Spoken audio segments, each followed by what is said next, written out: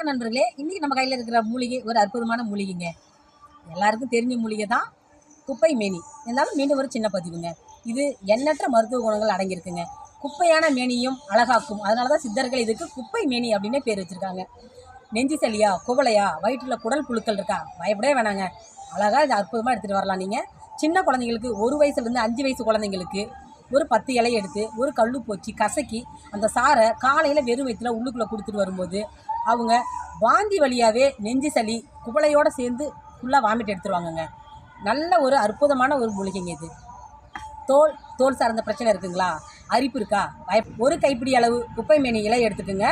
அது கூட சேர்ந்து மஞ்சள் கிழங்கு எடுத்து 2 நல்ல நகன்னு அரைச்சி ஞாயிலிருந்து ஸ்டார்ட் பண்ணி 21 நாட்கள் தொடர்ந்து பூசிட்டு வாங்க. எப்பேற்பட்ட தோல் வியாதி, தோல் பிரச்சனையாக இருந்தாலும் அரிப்பாக இருந்தாலும் முழுமையாக குணமடையுங்க. நீங்கள் பயப்படவே வேணாங்க.